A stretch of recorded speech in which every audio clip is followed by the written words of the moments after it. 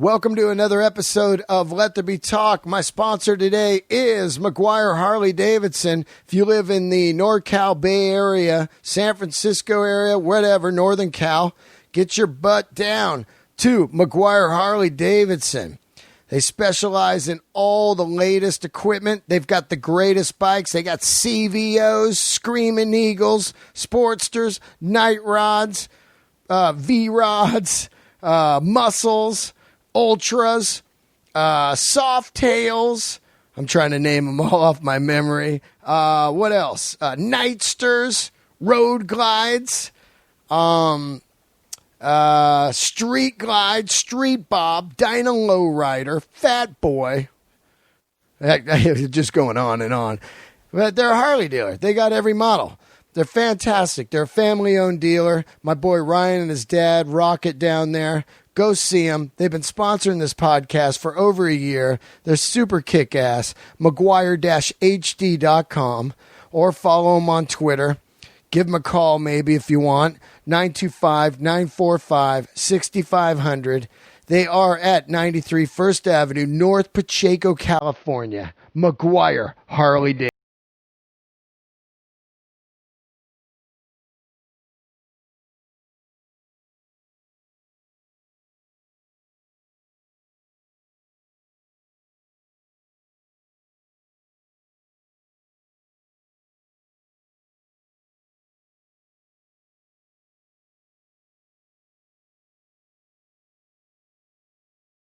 Hope you guys all had a great weekend.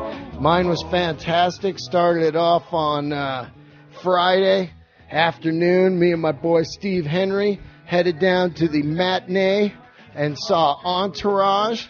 A little shout out to my boy Jerry Ferrara, who plays Turtle, and he was also on this podcast and a great friend of mine now. He kicked ass. The whole movie did. You know, funny as shit. If you liked Entourage, which I did, I saw every episode, go see this movie, man. It's great. It's like just an hour and a half of laughs and great. Really good, man. Billy Bob Thornton's in it. He kicks ass. I love Billy Bob. And it was just all around fun, man. I dug the film. And then yesterday I saw another movie. It's rare. 2 movies in one weekend. Just, I don't get a chance to do that much unless I'm on the road, but saw the Beach Boys film, Love and Mercy. And I've never been a Beach Boys fan, ever. It's weird because I think the main reason is when I was growing up in the 80s, Mike Love was part of that PMRC with Tipper Gore. And they were getting those stickers put on all the records. You know, like, these records are about Satan and drug use and sex. And so, you know, yeah, they are. That's why we want them. And it backfired for them because they thought the heavy metal guys were stupid. And you had guys like Rob Halford and Dee Snider and I think Alice Cooper and other guys go down there and just school these politicians. And it backfired because they did get the stickers onto the records, and that just made kids want them. That's the record you want, the one you're not supposed to have, right? Hell yeah, that's the one you want. So it worked great. All of a sudden, these guys are on the map. You go down to the Tower Records, you go, there's the one. Caution. Has explicit lyrics. It's going to make you want to go out and have sex and drink booze and burn rubber and a hot rod. Hell yeah, put that on. Give me that cassette. Anyway, so it left a bad taste in my mouth.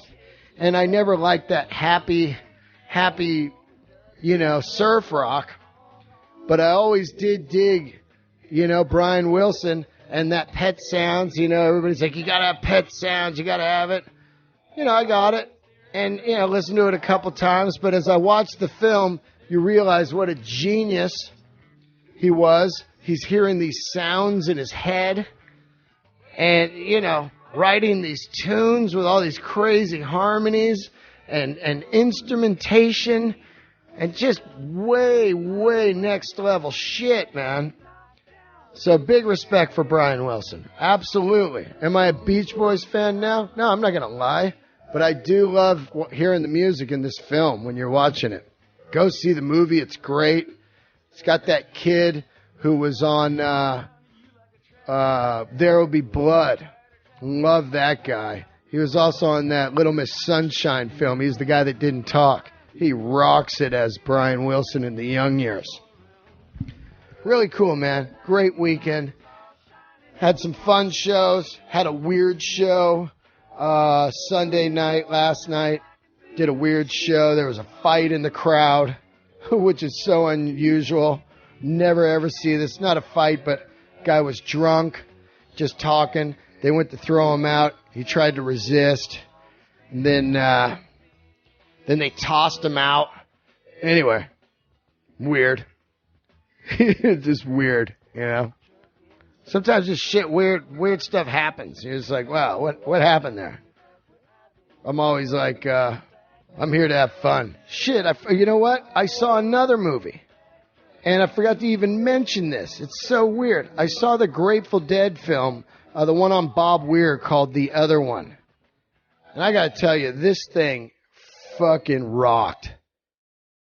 And I talked about it on Marin's podcast, WTF, a couple years ago, growing up in the San Fran Bay Area. You know, you were just kind of overloaded with the hippie stuff. And I've kind of found Grateful Dead the backwards way. Grateful Dead was all over San Francisco. And, you know, Haight Street. I spent years on Haight Street. And you get a lot of these trustafarians and people just living on the street. And they're not homeless. They got money and stuff. But they're just like, we're with the dead, man. And it kind of leaves a sour note in your mouth. Sour taste, sour note in your mouth. That doesn't even make sense. That's what happens when you try to do the intro right when you wake up. Which, by the way, my voice is back. Thank God. But over the years, I was going to Horde festivals. I got into the Black Crowes, the Allman Brothers, seeing them live over and over, these shows, once they become full-blown like jam bands. All that stuff. Mother Hips really schooled me, taught me the way of the Grateful Dead, and eventually I fell in love with them. So a couple weeks ago when Marin and I saw the Stones on the way home, we listened to the Dead all the way home, and it's got me 100% back into the Dead. And it's amazing that we had a band like that. The band would never fly now. No record company would sign them. They'd look at them and go, no, there's no cute guys. The songs are 20 minutes. And no, it just would not happen. Bands like The Band, Grateful Dead, that kind of stuff, Allman Brothers, it just wouldn't happen now. So, you know, I just feel so fucking blessed that we have that music. We have that music. It's incredible. Every one of their shows, I think, was taped. There's hours and hours and hours of Grateful Dead music. And thank God, man. And all week, I've been listening to them. Which is, you know, see this. It's on Netflix. Grateful Dead, The Other One. Bob Weir's story is incredible. Bob Weir, man, is the unsung hero. Jerry's fantastic. Jerry's a killer. But when I start to, you know, really get into this, I love Bob Weir's voice, man. When I hear Truckin', which a lot of Dead fans don't like because it's a hit, but Truckin', to me, is the ultimate road song. It is the ultimate road song. Over and over I hear it. I wanted to call my special Truckin'. I was like, I want to call it Truckin'. I want to use the song. And then you realize, I'm like, no way are you going to get the song, you know. But I just love the lyrics of Truckin', and I love Bob Weir's voice. And when you watch this special, man, he joins the band at 16 years old, you know, and been playing music professionally since 16 years old. And to become the biggest band with basically only probably 2 hits, Truckin' and Touch of Grey. That's it. You know, the rest is all straight up, you know, just art. It's just like, these are the songs we love. They play all kinds of instruments. They know all kinds of music. They know folk. They know blues. They know, they invent jamming. They invent the jam band. Absolutely invent it. So engulf yourself in that, even if you're not like, oh, fuck the Dead or whatever. I realized I was an idiot, and I'll admit it. I said that for years. Fuck the Dead. And now I'm so fucking happy that we have the Dead. It's insane how great they are. And it's a lot like when you first taste wine, you go, oh, fuck wine. It's gross tasting. You got to get used to the taste. Put it on, I recommend you start with Working Man's Dead. If you're into stuff like Wilco, or you like the band, or you like any kind of country rock, like Graham Parsons, that kind of stuff. You like some of the stuff on early the Stones when Graham Parsons working with them on Beggar's Banquet, that kind of stuff. You're going to love the Working Man's Dead. I'm going on and on about it because it fucking moved me, man. And I don't think anybody could have pounded it in my head. So watch that film. Going to get into the episode here. Guest is an incredible person, Joe Coy, comedian, 25 years in the game. You've seen him on Chelsea lately, numerous specials. He has been doing comedy for 25 years. And I'm so happy to have him on the couch here, man. Just dropping some knowledge. That's what's so great about a podcast. When you're 5 years in, you got a guy who's been doing it 25 years. And he's telling you some of the road stories of how to do stuff. You just can't buy that, man. You can't buy that kind of shit. Not only that, but he's a great guy. Just super, super cool. You're going to love it, man. Joe Coy. And after that, go watch some of his specials. Follow him on Twitter. Before I bring him on real quick, don't forget, Jim Florentine and I will be at the store on June 17th doing one night live podcast and comedy, Distortion. That's what we're calling the show. I love the name, Distortion. June 17th, Jim Florentine and I, Comedy Store Belly Room. Get tickets now before it sells out. It's almost sold out. There's, I think, maybe 20 tickets left. So get on that. This just in, June 18th through the 20th, I will be at San Jose Improv. Just got the show today with Chris D'Elia. Can't wait. Going back to the Bay Area. God, I love going there. And then Vegas, June 26th and 27th, South Point with Jay Moore. And also the Dirty at 12:30 show. I'll be headlining out there at the South Point Casino. And then, of course, headlining Denver Comedy Works, June 30th through July 3rd.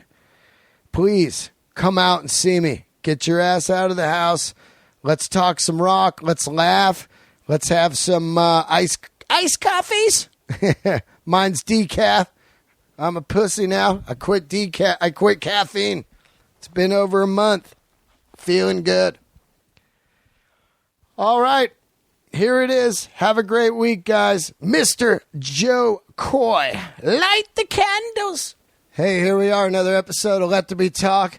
I've got a great guest today. Somebody that I just kind of have met. I've met you before, but I've been seeing you around again. Joe Coy, how are you? I'm good, sir. It's funny because what I think about is I've been doing comedy 5.5 years, and it seems like that must have been when all of a sudden you took off and just been on the road because I never saw you. Yeah, like right. Yeah, that's about 7 years ago, 8 years ago, probably. Yeah, right. Yeah, I'd have to say, wow, time goes by fast, man. It's crazy, right? It was right around 8-ish, 9-ish is when it was like, oh, shit, I can quit my jobs now? Yeah, and I'm doing 2009-ish, you mean? Yeah, man. I can't even, I've never really sat and thought about it until you said something to me right now. You know what I mean? Right. Because it went by so fast. But yeah, literally, that's when it happened. Right around 2006-ish, 2005-ish. You know what I mean? Am I fucking crazy, or did you used to have hair? Yeah, I used to have hair. You know, what year did you have hair? Because I used to hang out at the Laugh Factory. No. I already, by that time, it was already getting close to shaved off. Yeah. Okay, so during Jay Davis's Life of the Party. Oh, I had it. I knew it. Yeah, See, yeah. I fucking knew it. Yeah, but I was brushing it forward. I was doing that whole. I remember now because I would see you all the time. Yeah. And then when I later saw you on Chelsea, I was like, yeah, I don't think that's that guy I used to see. Yeah, you know? yeah. That's him. Yeah. That's him giving up. Giving him fighting that baldness. Yeah, well, you know what? I was doing it. Well, early on, young, when I was worried about going bald, I shaved my head to see what it would look like. Yeah. And I was like, this is fine. And I never had the fear of going bald again. Yeah, that's how I can tell by how you wear your hair. You slick it back. Like you're that kind of guy when it's hot. You take 4 fingers and run it back towards your neck. Yeah. And it sits nicely on your head. Yeah. That's the kind of hair you have. But I had shitty hair the last couple years. Oh, stop it. You I did, fucking get good hair, man. You buy products. Yep. I just went in your bathroom. You have expensive products. Yeah, that's not the shit you see at CVS. That's real hair products. That's sponsor stuff. Yeah, I saw that. Right? You had one called Bead something. It was just beautiful. It came in a nice little black can. Yeah, black can with a old school sticker on it. Like, this is for people with fucking hair. That shit smells good. I have Mach 3 razors. That's all I have for my hair. That shit costs a fortune. Oh, $17 for it costs a lot of money to be bald. And I shave my head every week. And you know what? I treat myself to a new razor every time. No. I dispose. You know how some people fight it? Really? You know how people fight it? One shave and throw it away. Toss it. That's how fucking good you're doing. Yeah, that's how. Yeah, that is how good you're doing. You goddamn right. Yeah. I was tired of getting the bumps in the back of my neck. Yeah. Because that's what you do when you reuse those fucking razors over and over again. Not one time. Bye. Wow. See ya. You are a fucking... I got it. You know what I always say to like rock bands when they would just like throw stuff away or whatever, you know? Later on in their life, they're like, man, I wish I had those razors. What the fuck are those razors I threw? There's at least 200 that were still good. Yeah. You're going, fuck. I threw about $5,000 away in razors, man. You know, Dean, I'm not. Now that we're talking about this, I think what it is because our lifestyle is just, you know what I mean? We live on the road. And our business is us. Yeah. You know what I mean? Like when you own a business, you have to take care of the seats and the chairs and the napkins and the straws and the toilet paper. That's what you have to take care of when you own a restaurant. Well, our job is us. Yep. And you have a look. You know what I mean? You drive a motorcycle, that shit's got to look hot. Yeah. And then you got to have the right outfit for that fucking motorcycle because if you pull up to the club on that Harley with a shitty outfit, people are gonna be like, okay, he's not really handling it that very well. Yeah, he's not doing too well right now. Yeah, he's a part-time. And I think that's the same thing with me. Like when I get on stage, I don't want to go with grungy fucking t-shirts. Like I want my t-shirt to be like brand new every fucking time. Yeah. You know what I mean? When I go to a town, like when they see us, they're gonna be like, oh yeah, they're killing it right now. Yeah. Look at these guys, and like that's why.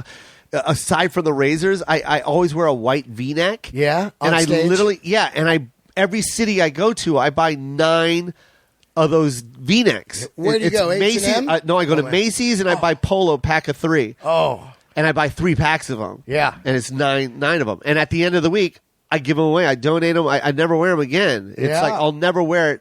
After one wear and it's done. That's amazing. I know. I calculated how much money it was, but I was like, you know what? Fuck it. Yeah. All right. That's how much I'm going to spend. I want to look good when I'm on stage, man. Wow. I wish that I was on the road with you. I'd just scoop those up and then sell them on eBay. The guy that's so funny. eBay. Joe Coy sweatshirt. Yeah. Worthless. Yeah. With a penny. My friend, the guy that used to like handle my stuff on the road, he used to swoop up my V-necks. Yeah. You know what I mean? So I just give them away now, man. There's a bunch of kids in the Philippines looking good right now. All comedians have a thing, though. That's your thing. That's my thing. My dream, and I always tell Dalia this, is I try to travel with 0 bag and everything. That's me. 0 nothing. I'm with you, man. And so I show up. Black. Yep. Black everything. Yep. And then go to H&M. I get a $5 shirt. Boom. They're $5. Yep. And I look great. It's brand new. No fucking. Because my problem is deodorant, like whatever deodorant I have makes stains the shirt, and it's like some sweat I got or whatever. Yeah. And that makes me crazy. White circle on a black shirt. Yeah. You can't. So we're lunatics. Is what we're saying. We are. Yeah. But I mean, what else do we have to spend it on, man? Yeah. Well, I don't have any money, so what I do is I go like, now I just put another shirt on to where you don't see the white circle. Where the fuck are you from, and when did you start? I started in 1989. And I started in Vegas. Are you from Vegas? Yeah, man. That is fucking cool, man. I did a couple of comedy contests and flopped in '89, and then it took me a couple of a year or so to really get my balls back up, and then I went up at a coffee house called Buzzy's Cafe, and Sam Tripoli was there. Wow, Sam was already doing it. Sam was already kind of in it.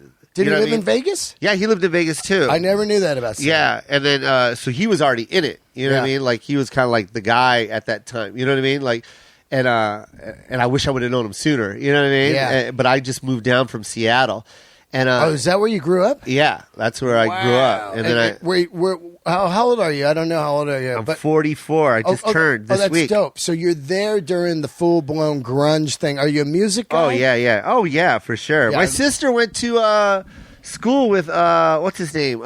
Steve Cantrell. Oh, Jerry Cantrell. Jerry Cantrell. Jerry Cantrell with Alice in Chains. Wow, that's dope. So it's in her yearbook. Like, they were in choir together. He signed her yearbook. Wow. You'll see. I love Seattle. They got great rooms. The Moore Theater. Yep, I played it. Then you have the, what's that one downtown that has the two chandeliers? Paramount? Well, the Paramount's the other theater, but it's not a theater. It's like a big club with cool two chandeliers. Showbox. Showbox Theater. Yeah, that's beautiful. Place, yeah, right? Yeah. When I first started playing, I played the Showbox. Oh, it's great. And then you got the Gorge. Yep. I only played the Moore and the Showbox. Okay, gotcha. Those are the only two I played. The Moore is cool, right? That's where Alice in Chains shot their first live concert. And it's one of my favorites. It's black and white. It's gloomy. It's beautiful. So anyway, why do you move to Vegas from Seattle? All kinds of depression. So like my grandmother. Were you a gambler guy? No. My grandmother had cancer, and that's why we all moved to Vegas to be by her side. She was living in Vegas at the time. And how old were you? I was right out of high school. I turned. So the family says we're moving to Vegas. Well, my mom just up and left, and then we followed her. Sister too? Yeah, my sister too. We all of us, the whole family moved. Yeah, to be with but it was a good thing though because Seattle was so depressing. You know it was like that grunge hangover. You're talking what year? 88. I was before the grunge, anyways. Right. Like I was like pure depression time when nothing was fun in Dark fucking clouds, Seattle and Tacoma. And not only that, my family was just really miserable. You know what I mean? I had a really bad family situation, dad divorcing and leaving, and classic comic stuff. Oh, more than that, man, more than you'll ever know, man. Like my brother was he was diagnosed with schizophrenia, and he was in and out of mental hospitals. Whoa. And, so it was really bad. Older brother, younger? Older brother. So cops always at the house. He's breaking into the house and beating us up, and so never me, but mostly my mom and my sisters. You know what I mean? So that's heavy because today I just saw the Brian Wilson movie, and from the Beach Boys, and he had schizophrenia, and it's an amazing. As I sat there and thought, how fucking strong your brain is. Yeah. They say we only use 1/10 of it or 3. Yeah. But when you think about it, you ever get panic attacks? I got them when I quit Diet Coke, and I don't get them anymore. But I got this medicine, Ativan, and when I got a panic attack, I put it under my tongue, and it went away in a minute. Huh. Well, once I had those in my pocket, I knew, I can fix myself. I never had them again. Because my brain knew I had this fix. That's what I'm saying. But yet you weren't going to it, though. I wasn't going to it because just kind of like it was there. It was I just knew if I'm ever fucked, I got these. I got it. And so then I was never fucked. Yeah.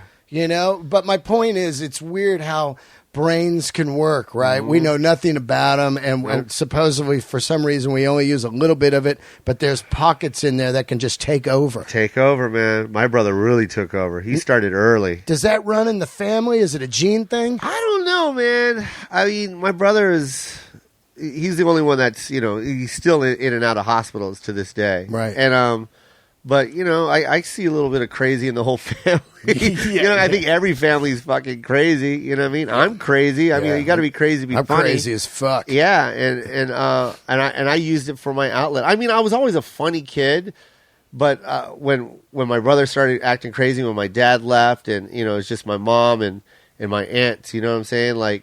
That was my only go-to. Yeah. You know what I mean? Was to be funny. Try to cheer up the family. Yeah, not only that, to try and cheer me up, man. I was living in Tacoma. It was fucking depressing. Yeah. You know what I mean? And so that was my outlet, you know what I mean? To either be funny. Well, I was already funny. I was naturally funny. You the guy at high school, like riffing on dudes I was always, and plus a military kid, so we always, military kid? Yeah. Dad in the military? That's always been my joke. Like, I do a joke on stage, and it's so funny. I always go, I'm half white, half Asian, which means my dad was in the military. Yeah, you know what I mean? Right, yeah. But it's funny because it's a true fucking story, you know what I mean? So they met in Vietnam? Yeah, my dad was in the Air Force, and my mom, you know what I mean? And thank God, you know what I mean? So she had me. Yeah. And I got to move to the States. You know what I mean? She could have had me in the Philippines, and I'm telling jokes in the Philippines. That's not fucking good. Yeah, right. Yeah. So, but you ever walk around and just find an old rifle? Yeah. And a machete? They pay you a chicken and flip-flops. You know what I mean? It's God. But I'm glad that, I had comedy, because that's kind of like what saved me, you know what I mean? Because I could have went crazy with everybody else, man. Who do you see at the time that triggers you, I'm going to do comedy? Is it Kinnison at that era? Who is it? That point, because I knew I was funny, but I didn't know what stand-up comedy was until I saw Eddie Murphy's Delirious. Okay, there you go. And then when I saw Eddie Murphy's Delirious, it was a wrap. You know what I mean? Yeah. I recorded that on a VHS tape. And we didn't have money for VHS tapes. I had to take like a real movie and put tape over the square hole. Oh, the square hole. And record over that. Yeah. And then you could press EP for extended play and put 6 movies on that fucking thing. So I was recording all kinds of HBO specials. And my top 4 at that time, because this is the 80s, was Eddie Murphy's Delirious, and then Bill Cosby himself, Whoopi Goldberg, Around the World in 90 fucking 8, whatever it was called. Is that the one where she does all the characters? All the characters. Love it. Fucking genius. HBO Fontaine. Fontaine and all that shit. Hey, man, you got the booze and what, motherfucker? Oh, my God. I would watch that nonstop, that shit dude. was incredible. Especially during that time. Yeah. In the 80s. You never saw anyone doing shit like that. No way, man. A woman doing a one person show. just doing all these characters, and you're just, I remember just sitting there going, holy fuck, this chick's amazing. Yep. And then Robin Williams live at the Met. You know what I mean? And it was just like, oh my God. I would just keep looping those over and over and over and over again, just always watching it. And that gets you thinking, I'm going to do this. No, I knew right out. I go right when I got out of high school, I'm going to pursue stand up. Like, I was already asking my mom to buy a stick. I bought. At the time, Ticketmaster, you can only call it in or actually go to a booth and buy your tickets. Yeah, remember that? Back in the day, they don't have internet or anything like that. Yeah, Ticketron. Yep. And Bass tickets. Yeah, and you had to steal credit cards from your parents in order to do it over the phone. Oh, so what I did is I took my mom's credit card and I bought tickets to Raw. Oh, you saw that? Yeah, I went to it. Whoa, it was at the Tacoma Dome or something? No, it was at the Coliseum in Seattle, and we lived in Tacoma, so I bought the tickets. And, is that where the Supersonics played? That's where the Sonics played. Whoa. Sold out, bro. Burr saw that tour, too. Yeah, Bill man. Burr. Fucking genius, man. And I still remember the name of the production company that produced it, man. Was there an opener? Yeah, I know all of it. It was Paul Mooney and this guy that did the Jackson 5 with puppets. Oh, I remember that guy. And he saw him on Arsenio Hall show. Yeah, I remember him. Yep. Yeah, that was genius, right? Fucking genius, bro. It was all the Michaels, you know? What was even cooler was I remember watching Arsenio Hall, and that guy was on it, the puppeteer guy. Right. And Eddie came on like a week later, and he was like, Are you okay? And then Eddie was on like a week after. And he was like, who's that puppet guy? Oh. And Arsenio told him his name and all that. He goes, well, I'm going to take him on the road. Wow. You know? And I remember going, I'm going to that show. I get to see him. Wow. You know what I mean? I wonder why Arsenio didn't open for... because he had the Arsenio Hall show. Right. It was so big. But I just thought it was really cool that, this is before the internet and YouTube and all this shit. Yeah. I remember watching Arsenio Hall and watching that puppet guy and going, holy shit, that was awesome. And then like 2 weeks later, Eddie Murphy going, I'm going to take him on the road. And I just bought my tickets to Raw. And I'm like, I'm about to see both of those guys live. That was a big thing. Who'd you go with? I took my friend William Hahn at the time. Wow. Yeah, he was my best friend in high school. Junior high, let me ask you something because. But let me tell you this: ahead. my mom thought I bought tickets to see a movie. Oh yeah. So I just told her we're going to a movie. Oh, yeah. And she had to drive us all the way to Seattle. She's like, what kind of fucking movie is this? Oh. Why is it in Seattle? Yeah. And then, then when she dropped us off for the Coliseum, she's like, you're going to a concert. And then she was so mad. Oh, no. Because she had to wait for 2 hours for us in Seattle. So she like you waiting for me tonight. Yes, you fucking asshole. But so literally she waited in Seattle for us to watch that concert. And that was the best day of my life, man, seeing that live. I want to talk to you about that. So you see, because 13 rows from the stage, man. Whoa. Dead center, by the way. How much? I think we paid $25. Yeah, right? Like dumb 80s price. Yeah, it was like $25 a ticket. But I remember that was a lot. Oh, yeah. Because the movie was $7. Yeah, right. So Paul Mooney, or the guy, Jackson 5 comes on first. That guy gets Jackson it going. 5 goes up, and then Paul Mooney goes up and has this big pink fedora. Yeah. Big ass pink fedora. The kind Michael Jackson wore when he sang, like back with the Jackson 5. Yeah. Like big old pink fedora. I'll be there. Yeah, that hat, remember? yeah, that big old hat. You turn around, baby. Yes. Just call my name. I love that. And I'll be there. God, that's so good, Just man. look over your shoulder, honey. Yeah, Ooh. right. Ooh. And he had that hat, and that thing stuck out, man. I just remember going, who the fuck would wear a hat like that? Because I had no idea who Paul Mooney was. Totally. But I'm like, who the fuck would wear a pink hat like that? Yeah. And then Eddie Does Murphy he kill, came though? out. Oh, he Paul Mooney? crushed, man. Right, because this is why I ask. He did like 30 minutes. When I went and saw Chris Rock, the opener was fuck. I know it. I say his name all the time, and oh God, I'm so dumb right now because I was waiting to ask you this question. But he killed. And the next time I saw Chris Rock, he killed the same opener. He killed. He had that joke, midlife crisis, motorcycle. You know what I mean? But it's interesting to watch those guys at the time because you don't know that they're friends. They're maybe riding with them or whatever, and they're just killing the opener. Because when I saw the guy, I was like, man. How's Chris Rock going to even come close to that? Because I was dying. And then Chris Rock just erases. He annihilates. He erases the set, you know? Yep. So, Eddie Murphy, is he wearing the purple Raw outfit? He was wearing an all-black leather outfit. And it was a black leather cardigan. I remember that because cardigans were big back then when I was a kid. Yeah. And, we're the same age, you know? But the cardigans were big. And it's just like, it was... But his was leather. Whoa. But he had no shirt underneath. And that's why I remember it to this day. Because it was just like a big fucking V that's going like almost down to his stomach. You know what I mean? And then he had these tight black leather pants on and like black leather shoes. And then he had the black bike gloves on with a ring on the outside of it. Yeah. It was crazy, man. Did he kill?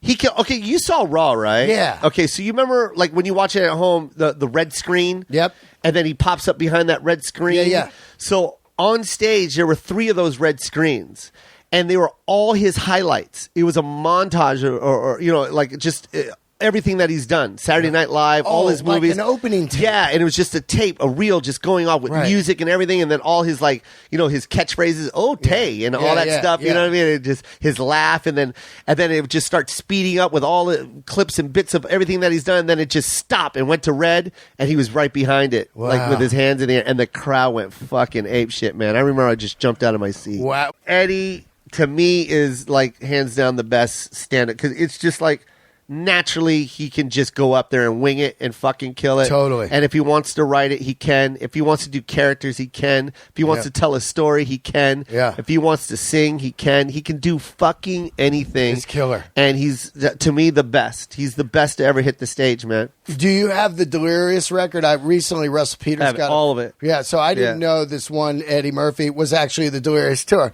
So I got it on vinyl. Russell said, you got to have this one, man. It's great. Yeah. And I put it on, and I love how he came on. It blew my mind because it wasn't on Delirious, but he comes on, he goes, I got some rules. I got some rules with my comedy. Yeah. If you're offended by anything, get the fuck out of here right now. And I went right away. I go, this is awesome. But then you also got to remember how old he was. Yeah, 22. 22, and the year. Yeah. It was like 81. I know. 1981, bro. Like, and he's up there talking like he's been doing it for 30 fucking years. Unbelievable, right?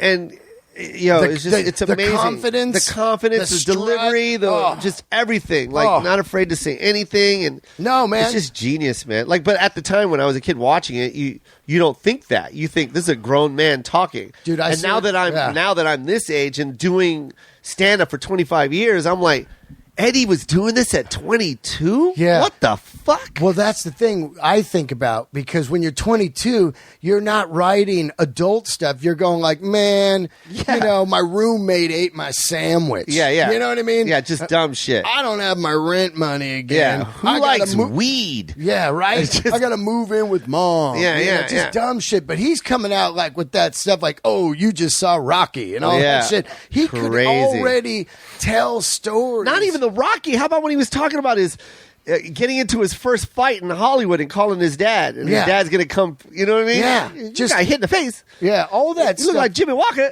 All that stuff was just genius. That was crazy. That was crazy. And we're talking like at the same time, Richard. Actually, that joke was from Raw. My bad. Yeah. That one was Raw. Exactly. But still, that was genius because that was only like 5 years later. Yeah, it ain't shit. I mean, he's like still under 30. You know what I mean? So and then never again. You know, he's a lot to me like Guns N' Roses in a way where he comes out, he explodes. Yeah. He's the biggest thing ever, like Guns N' Roses. Yeah. And then they do a couple records and never to do a record again until like a couple years ago. Eddie, man, I'll see him when I saw him just doing panel on the Tonight Show. Yeah. And just told a quick story. And I'm like, there's no difference from him delivering that on stage or him on the panel. Yeah, he's fucking crushing right now. Oh, I'm dying to see him. Believe me, I've seen every guy at the store while I'm sitting around, and a guy walk by and I go, oh fuck, that's Louis C.K. Yeah, next, oh shit, Chris Rock is here tonight, and I always pray that he comes in and goes, I'm going on. Yeah. That's in my mind every night. Man, that'd be the best. And then he walks on and just does like 30 minutes out of nowhere and then disappears, and you just go like, holy shit. Did that just happen? For real, dude. I always think that's going to happen. See that. I really think that. I keep thinking that's going to happen. I think it will. Because I've seen all the guys. Dave Chappelle came in. They all come in. Yeah. And when they come in, you go, oh my God, look who's here, Yeah. So you go to Vegas. Yeah.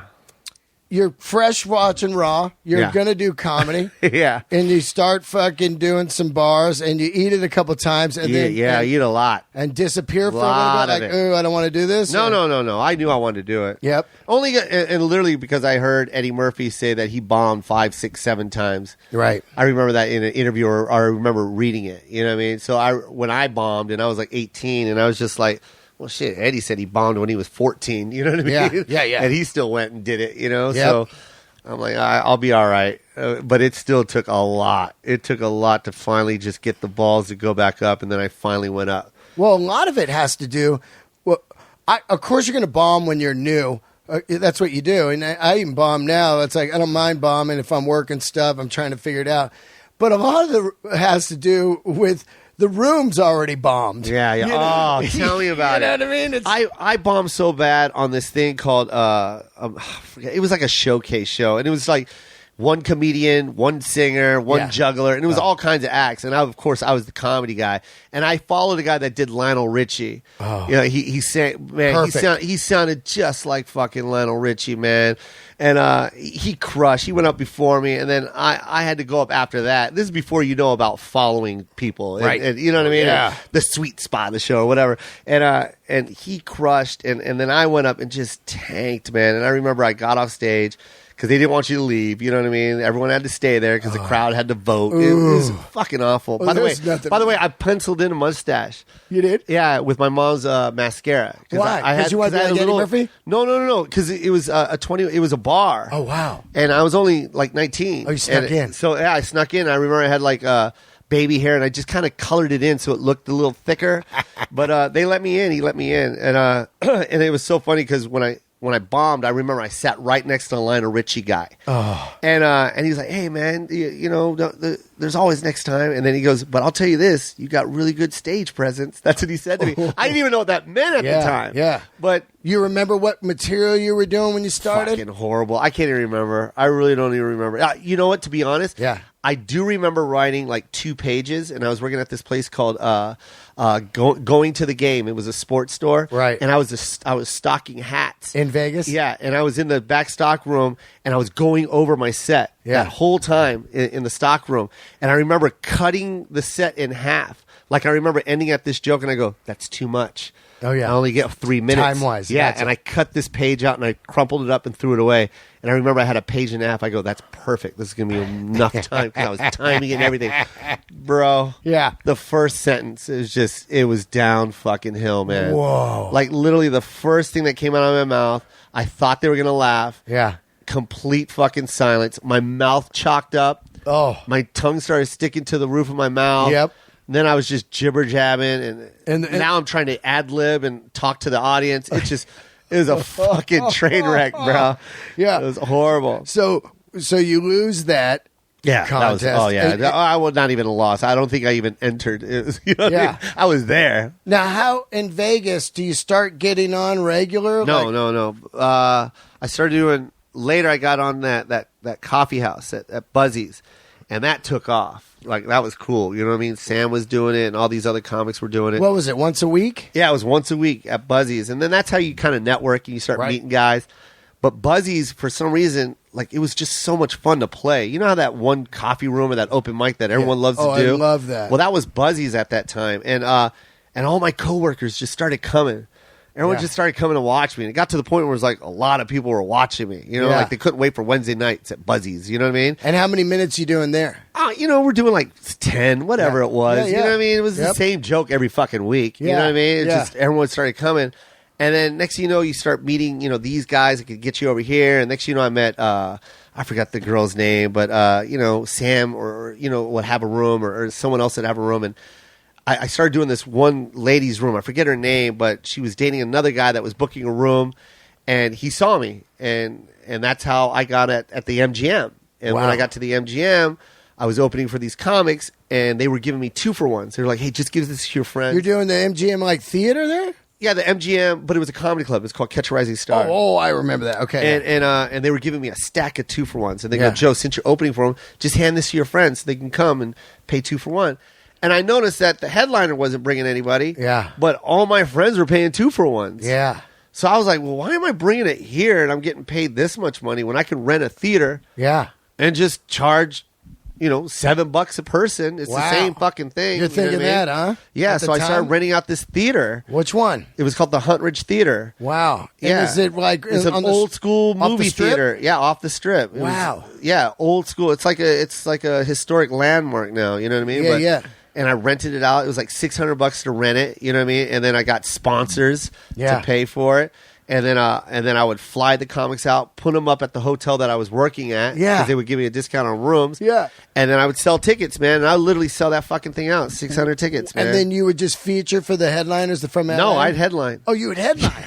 Oh, wow. My own show. And you're doing like an hour then? Yeah, man. I was doing I was like 30 minutes. Yeah, gotcha. Yeah, dude. It was the same 30, by the way. I'm like. And what year are we talking?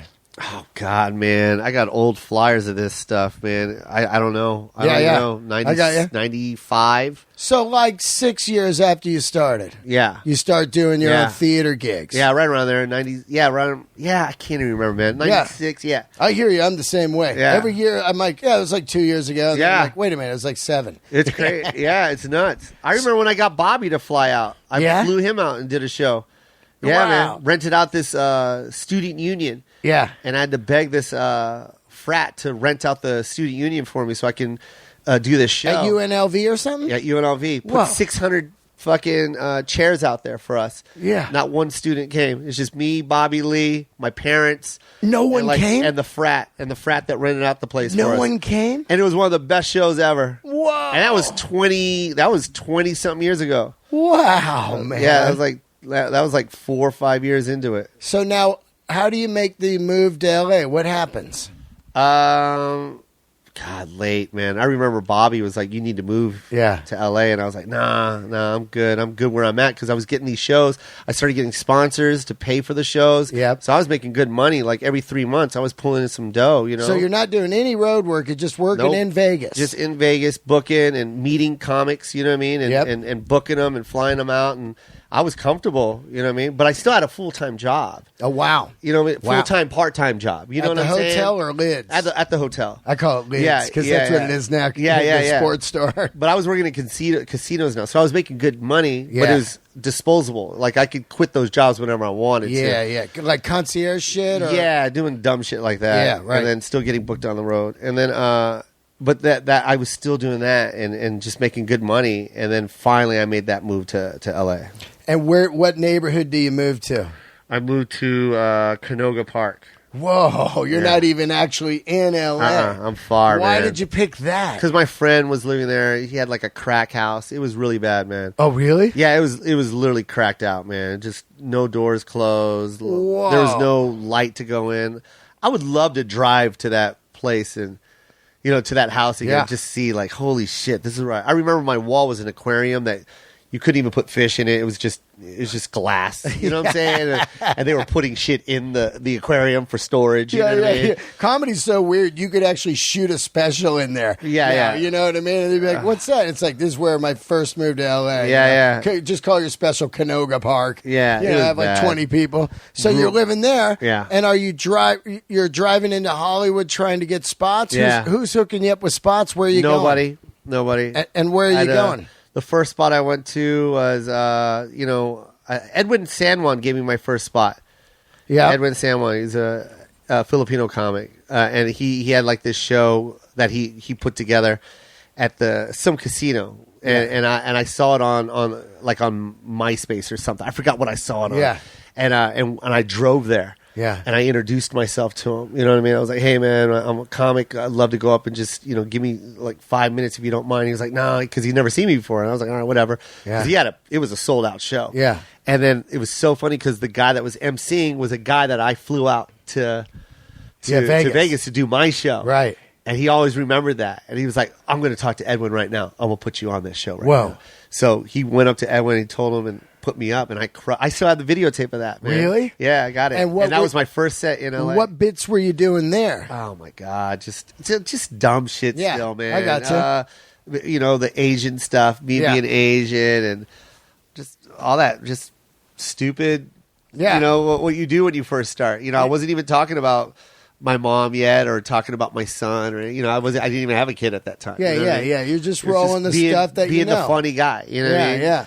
And then that's when I started meeting all the comics on like at the Laugh Factory. It was like, oh, you should come do this show. They have an Asian night, and that's when I started. So you're doing the theme nights, doing all the theme nights, and then Jamie Masada saw me, and that's how I got into the Laugh Factory. And then from then, I was doing the Laugh Factory like 7 nights a week. Wow, really? Yeah, I was doing it every single night. So do you move from Canoga Park?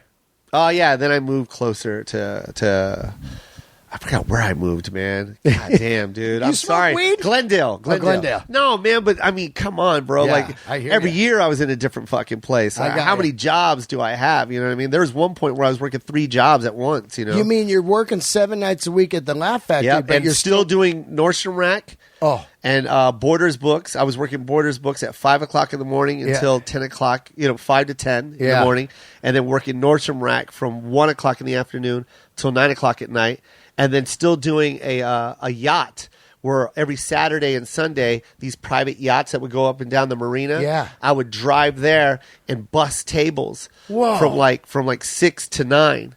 And for what I mean, and then still go to the Laugh Factory and catch my 12 o'clock set and MC that. That's insane. Yeah. Now, but the Laugh Factory. Nordstrom Rack. When I get off at 10, I would still race to the Laugh Factory and try and get on at like 10:30, 10:45. Yeah, man. Wearing the same outfit that I wore all day. Were they not paying back then? Because now, if you work 7 Laugh nights, Factory, if you were if you work 7 nights a week now at the Laugh Factory, you're doing pretty good. Oh, yeah. I probably still have checks there. Jamie. You know what I mean? I probably still have checks behind that desk. So you start working there, and how does it take off for you? Because I always like to talk to people like because people are always like, well, look at Russell Peters does arenas, and Joe Coy sold out 10 nights at the San Jose Improv last month. Yeah.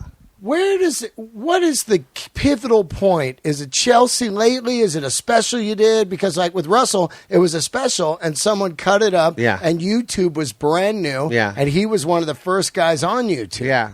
I did a lot of the groundwork myself though, man. Yeah. So like when I got my first special, I was on tour with Ned, you know what I mean? Yeah. And Ned took me on the road and it was so funny because I didn't want to be on the road. I didn't want to go. Like, I wanted to be a headliner on my own and not open for anybody. Right. Like, you know, you can either feature for somebody or you can go out as a headliner. Yep. And I was literally going to wait and grind it out until I could start getting booked as a headliner on the road. Right. So I didn't really want to go out and open for them. But when I finally agreed to, because I made sure, I even told him, I go, I'm going to hand out cards at the end of every fucking show. I do that too. Yeah, man. And he was selling out like 5,000 seats, 10,000 seats. One time he sold out Houston, 18,000 seats. Whoa. And I literally got off stage and ran to the parking lot because I made these double-sided 5x7s. Yep. And with like a fistful of Sharpies, man. Yeah. You know what I mean? And I would just fucking bam.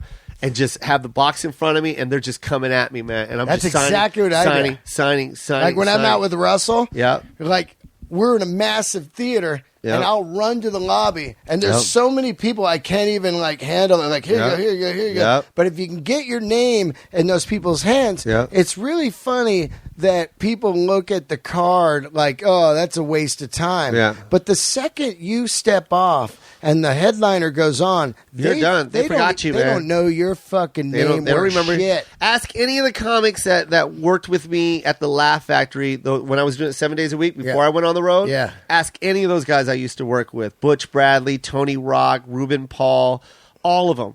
They'll all say the same thing about Joe Coy. They'll all say it. Joe would run to the front and hand out his cards. That's exactly literally what I did. Dude, you don't understand? Always. That's exactly what I did. And I hand out thousands, bro. Me too. I can't even count how many thousands of cards I hand out. You see these right here? Yeah, man. These are cases of cards. That's what I got. And I always tell people, it's like, why would you go do?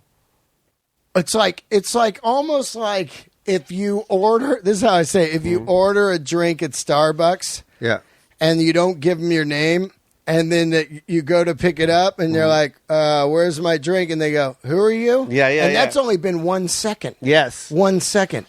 So that literally, and then, by the way, you know, for your listeners, this is before MySpace, which is MySpace was basically the new flyer. It was digital flyer. It was your digital flyer. And this is before that. Like, you had to literally handshake, kiss babies, and hand them a card. Totally. Or they don't remember you. Now, you know, like when MySpace came out, it was like, oh, I don't need to hand out these fucking cards. I still did, though. I handed out cards that said myspace.com/Joe Coy. You know what I mean? Yep. And drove them to my MySpace page. But back then, it was literally you had to hand out these cards. And that's what I did, man. I handed out so fucking many. And I think it... Well, I don't think it helped. I think it's because you're older like me, and we come from a world of flyers. Yeah. You know, bands would flyer. Yeah. And events would flyer. And then you know, it's pre any kind of email. There's no email or anything. And people don't remember your name or anything. So I was doing a show with Russell Peters in New York, okay? And we just finished and I forgot where we were. We're in Times Square, okay? And this guy walks up to Peter and hugs Russell and hugs him. Can we take a picture? And we're taking pictures. And I'm just standing off to the side. And I'm enjoying it. Yeah. I'm like, wow, this is fucking amazing. And this other guy has nothing to do with any of these people that are taking pictures with Russell. Yeah. Joe Coy. And I go, yeah, what's up, man? And I remember looking at Russell and I go, yo, man, see? Yeah. I go, some people know me too. That. Yeah. And Russell started laughing or whatever. And the guy goes, yo, I've been a fan of yours since the Laugh Factory. And I was like, oh, thank you, man.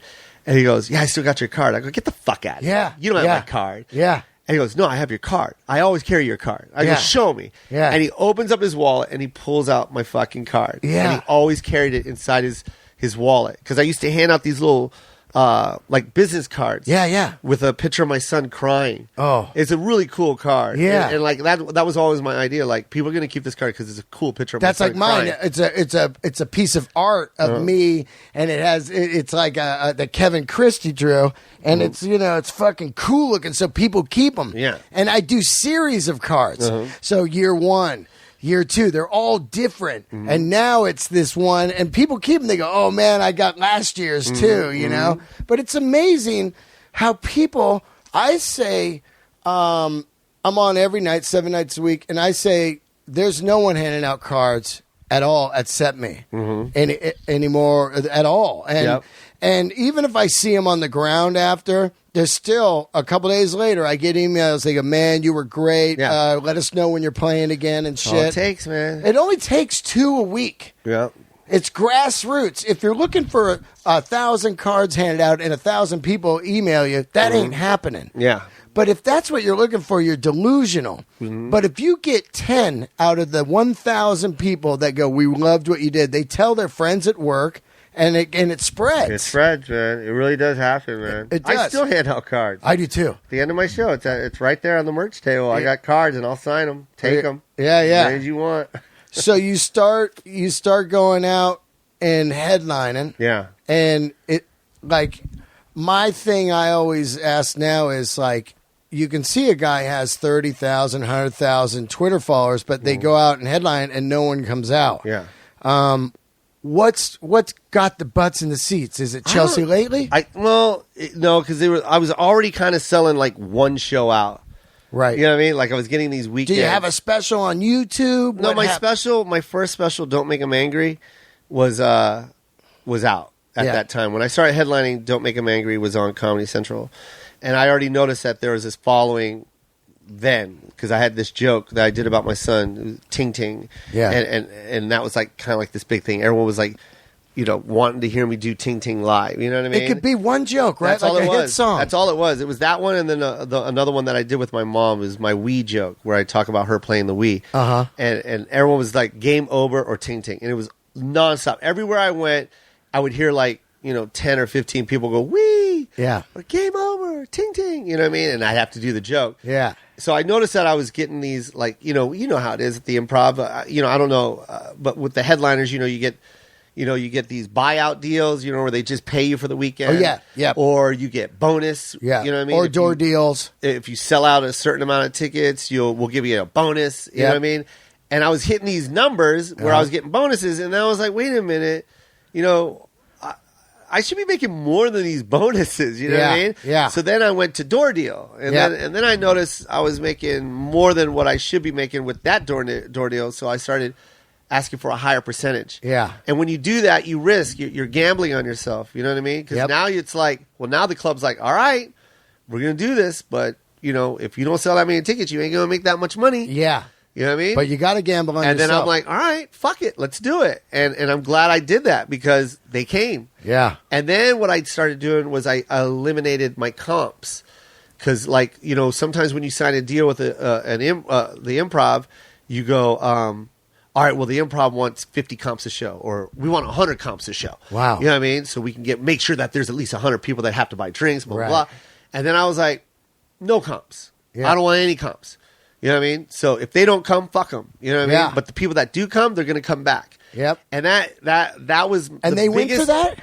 Well, yeah, they had to. You know what I mean? And, you had a little power. You're selling out. Yeah. Well, I was selling out with their comps. Yeah. And then, but I knew if I kept comping, then my audience would always think of me as a comp. Oh, yeah. I got And I remember what club I did. Paper in the Room. Yeah. And I remember where I stopped it at. It was in Tampa. It was in Tampa Bay. Yeah. In Tampa Bay at the Tampa Improv. And I remember going to him and I was like, no more comps.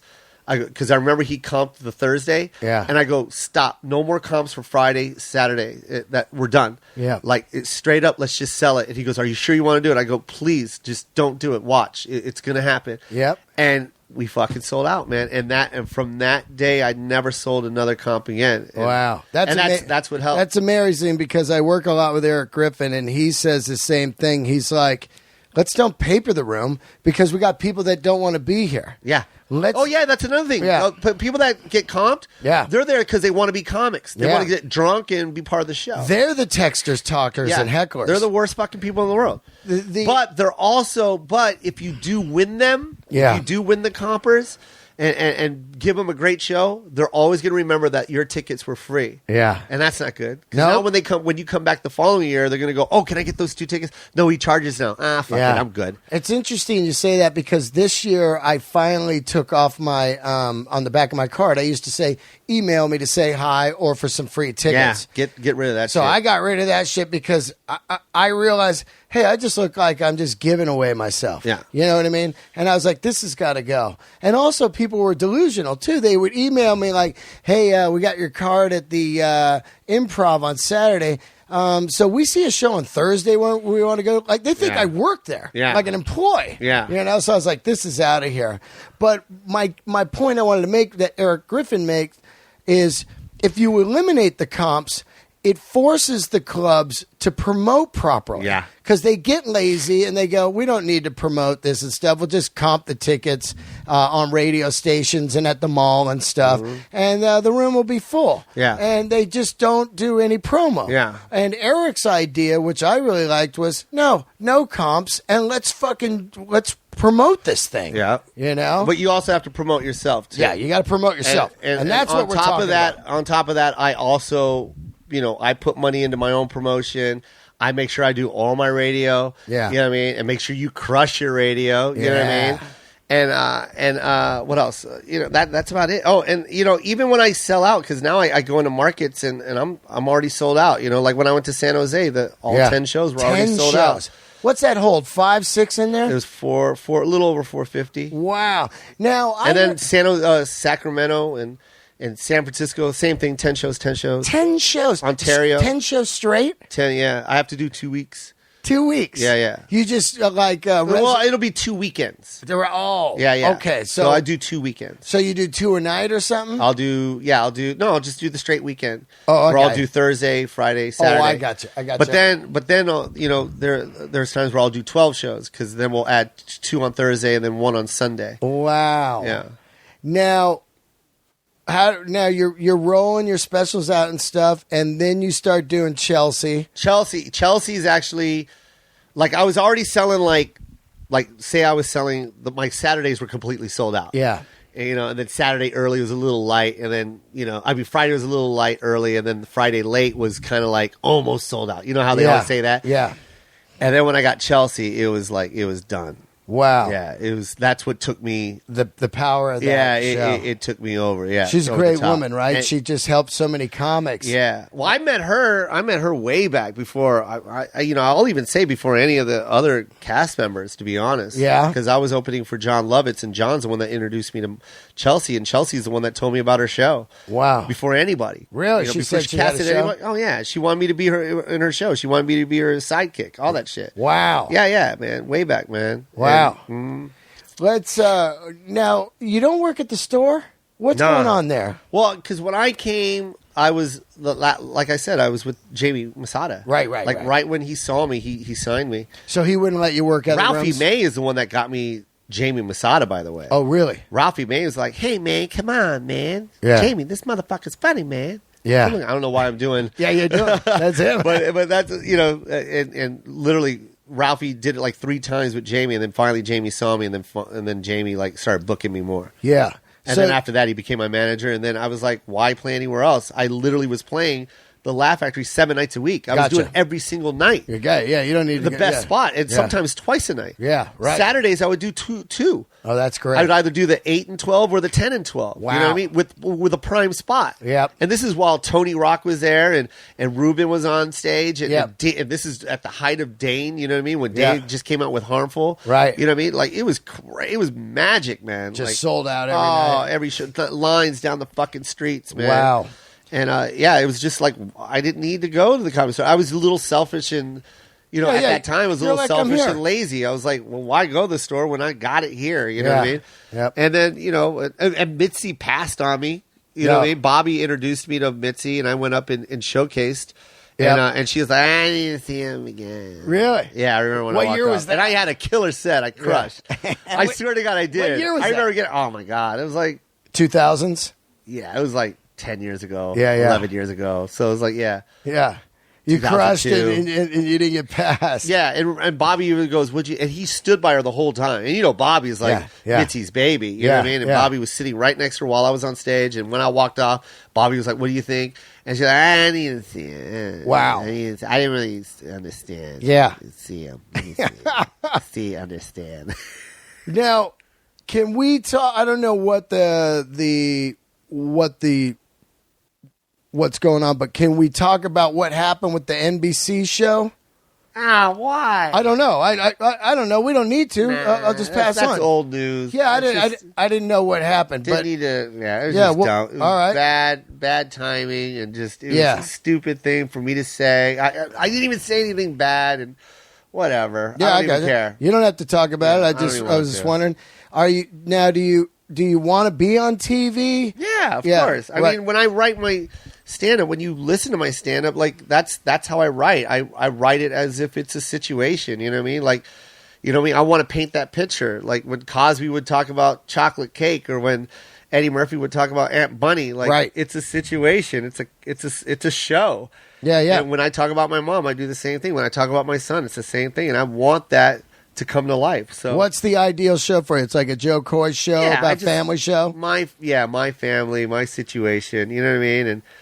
And I've had several pilots, you know what I mean? But they never got picked up, but whatever. It's as long as Hollywood is acknowledged, then I know I'm doing something right. That's right. You've done a couple pilots that you created or that you auditioned for? I had one pilot. I had few deals, you know what I mean? Yeah. Whatever. Just for laughs? Did Just for Laughs several times. Yeah. And did you get? That's how I got the Tonight Show. Oh, the Tonight Show. Yeah. What do you think is your favorite thing you ever did in comedy so far? The Tonight Show. Tonight Show with Jay Leno. Yeah. Now, what year are we talking, and how does this happen? You keep asking me years. I know, but like era, like it's in the 2000s? It was 2000. Okay, gotcha. It was right when my son was born. Okay, so you go to Just for Laughs. Yeah. You have a great set, and you get off. And Ross and Bob are right there. Okay, those are the Tonight Show Ross boogers? and Bob, yeah, they're standing right there, and Ross, Bob hugs me. And Ross is standing right there, and he was like, "You're great. You're getting in the Tonight Show set. Wow, you're getting it." And I remember I was done. Like Just for Laughs is done for me. Yeah, like I don't need to even do any other shows now. Yeah, you know what I mean. I just did my fucking newcomer show, and I'm done. Yeah, New Faces show, and I'm done. So I got the Tonight Show. I'm done. Yeah, you're so excited. Yeah. I just let me go home already. You know what I mean? And tell everybody I know that I got the Tonight Show. Yeah, you don't want to change their mind, that right? it's 8 months later. Oh, fuck. Before they gave me... Yeah, 8 months later, I finally get the fucking Tonight Show. But I had the set of my life, man, and it changed my life, literally. Wow. I was working at Nordstrom Rack. Yeah.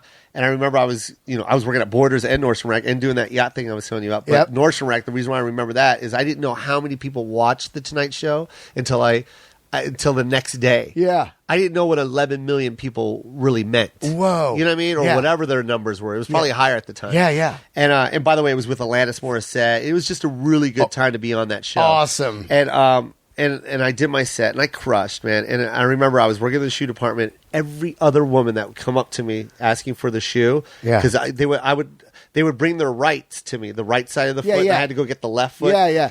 And every other woman would go, "Oh my God, you were on the Tonight Show yesterday." I was like, "Yeah, that was me." She's like, "You're so funny. Can I get this in an 8?" You know what I mean? And just bring me right the fuck back down. Yeah. Right? And I would just go back in the stock room and throw their fucking shoe like, "Fuck you, man." Can I get this in an 8? Yeah, I need this in a 9 petite. Oh my God. Yeah, man. What? And Chelsea is what makes you be able to quit all those jobs. No. The Tonight Show. Oh, the Tonight Show. Yeah, Tonight Show is what made me quit everything. Wow. Yeah, because there's a guy that owned like a cell company, and he saw me, and he made me his it was called Amp Mobile. Oh, I remember Amp. And I was their poster boy. I did commercials for him. He paid me a ton of money for commercials. Oh, like the spokesperson. Yeah, and then he took me on this Amp Mobile college tour and paid me a ton of money for that. And, yeah, it was great. Dope. They were giving me free phones, and I had unlimited minutes, and so I was already making money right there. Oh man, that's so great. That's where I got to quit. Okay, so I'm going to get you out of here because I know you got it. Where are you going, actually? Tomorrow, my kid. I just flew back from Atlanta, by the way. Yeah. So I haven't slept. And the minute I got home, I got my son. And then, and now I totally forgot that my niece and my nephew are graduating tomorrow. Vegas? So I got to, I'm flying at 7 in the morning. What do you got advice for new comics that are listening to this? One, enjoy the ride. Yep. And quit fucking complaining where you're at. Yep. Because the guys that are in front of you, you don't even want to hear their story. Yeah. You know what I mean? You don't even know their grind. Yeah. And how long it took them to get to wherever they are. Yeah. So don't be jealous about where they're at. Just focus all that energy, all that negative energy, and turn it into positive energy. And just, you know what I mean? Yeah. Just tell yourself, I want to be where he's at. Yeah, right. And you'll get there, man. Yeah. You'll fucking get there. You got to enjoy it each step, right? Enjoy the fucking ride, man. It's like, so much fun. It's like I always say, Sarah Silverman says, stop complaining and be undeniable. Yeah, man. There you go. And enjoy it, man. I'm telling you. That's why I tell you, stop asking me which year, because it goes by so fast. It really does. 1 year to us is nothing, man. Dude, it's so weird. It's like a week for us. I was talking to a guy yesterday, and I go, hey, how's the baby? You know, he's the manager at the 101, and he goes, oh, yeah, she's 2 now. And I'm like, whoa, what the fuck, man? It was just in someone's belly. I swear to God, it's a blur to me. I go, dude, I just thought you had that thing 6 months ago, for real, you know? And now I'm closing in. I'm exactly at 5.5 years. And I think about, like, that's nothing, of course. But it seems like only 3 years to me, maybe, you know? Because just, boom, it's going by. I like to tell this story about, you know, because you were talking about how these comics bring headliners, these headliners bring these comics that, like, Chris Rock would have a guy that crushes in front of him. Mario Joyner. That was the Mario guy's name. Joyner. There it is. Oh, he's so fucking brilliant. Fuck yeah, he is. So, God, like, I'm so glad I remembered it. These comics that, you know, like, you know, Chris Rock will bring a guy that crushes, you know what I mean? And then, you know, Chappelle always has a guy that crushes in front of him. And I'm just like, that's one thing I love to do is bring guys that crush in front of me. Yeah. And one guy I always talk about is Chris D'Elia. Yeah. I always talk about Chris because I remember seeing him at the Ha-Ha. Yeah. You know what I mean? And crushing in front of like 6 people. Yeah. You know what I mean? That's why. And then I was like, I'm going to take you on the road, man. You want to go on the road? He was like, fuck yeah, let's do this. And I took him everywhere. You know, he's crushing. Dude, there was a time where he would crush, like people were standing in front of me. Wow. And he would come backstage and go follow that shit. And I was like, hey, man, watch them. They're going to forget your fucking name. Yeah. And I'd walk out there and just destroy. You know what I mean? It's so funny because Chris, he's the first guy that really took me out everywhere. Yeah. And we were in Denver last month, and he goes, oh, man. And we stopped in his tracks, and he goes, and Chris really has a great memory of stuff. And he's like, we stayed right here. It was the first road trip I ever did. Joe Coy took me out. This is where we stayed. Yep. And we did this club here. And he told me he tells me key things. And this is a good By the way, that room? Yeah. When someone crushes in that room, it's unbelievable. Forget your life. Oh, like it's the most amazing room. Downtown comedy works. I'm headlining there. Yes, June 30th through July 3rd. That room is the best room in the fucking world. It's insane. And imagine Chris D'Elia. Yeah. Just crushing in front of me. And by the way, I only take one guy. Yeah. And Chris goes up and crushes. And then I got to go up and follow 5 shows in a row, man. Yeah. But, I mean, those were some of the best shows ever, man. Well, my point is, comedians, if you're working with guys, just be quiet for a few minutes and listen to what they're saying, because these stories they tell you, take them in, man. Yeah. Because I remember we were on an airplane, and he goes, yeah, man, I remember I'd be out with Joe Coy. Because I said, hey, did you ever bomb, like, when you're out there? He goes, nah, I didn't, not bomb, but sometimes I would have kind of medium sets. And I'd ask Joe, you know, I'd watch Joe. I'd think, this audience is terrible. And then Joe Coy would go on and just crush. And I would go like, how do you do that? And he goes, you'll get there. And he goes, you know, so, like, he's telling me, like, sometimes you think it's the audience, but it's not. You're not ready yet to figure out undo the locks inside the audience. The locks are the arm cross guy. Yeah. The locks are the texter over here. The locks is the fine chick that goes, this guy's ugly, whatever. There's locks, and you need to be able to unlock them. Yeah. So he tells me stuff, and so do the other headliners. So it's great to hear, man. And the reason why I bring up Chris is because it's like, that's how fast this journey is. Yeah. You know what I mean? Because I literally remember seeing him at the Ha-Ha, and now it's his third season of Undateable on NBC. And you know what I mean? He's got 1 million followers on, on Vine. You know what I mean? It's just like, I remember back in the day. Yeah. Ha-ha. You know what I mean? Yep, and that's how fast this game is. So just enjoy every moment. It's going to happen. It is, man. Thank you so much for coming over. Man. We're here at fucking 1 a.m. or whatever. Thanks for being professional and being late. You know what I mean? It's so and really really understanding that I went out of my way to do this for you, and I'm never late. And just the fact that you called me and asked to do this, asked me to do this. I'm never late. And told me to be here at 11 o'clock sharp. Oh, and, it was such a nightmare, man. I just really want, and while I'm on a date, that's the cool thing. And she's sleeping on your bed right now. You really fucked me, Dean. Thank you so much, man. Dude, and thanks for putting me on as your new opener. Thank you, man. For sure. I got to get you on for sure, Dean. Thanks, man. There he is, man. What do you got coming up? This will be out tomorrow? Just Joe Coy, JOKOI, on everything. Instagram, Twitter, Facebook, and I'll be in, where am I going to be? Oh, I'll be in Cincinnati, Funny Bone, and the Columbus Funny Bone this week. Badass. Thank you so much. There he is right there, guys. Joe Coy. Thanks for tuning in. Thank you.